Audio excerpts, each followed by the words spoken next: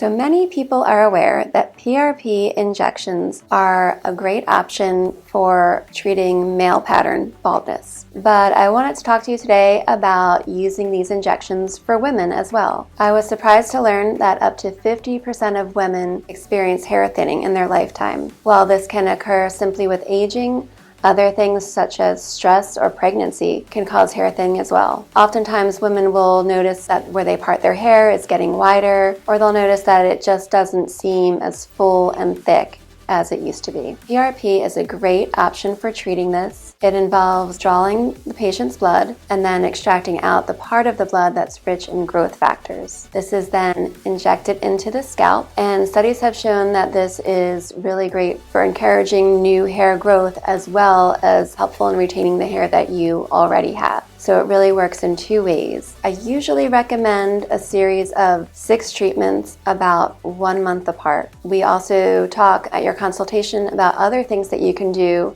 along with the PRP injections, such as topical treatments and supplements that can all work together to give you the best results. This is a great treatment because it's all natural and it has very little side effects. It doesn't cause damage to the hair like some other treatments such as extensions that people would use to get their hair more volume. So if this is something that's been bothering you and you'd like to learn more about it, I'd be happy to see you for a consultation.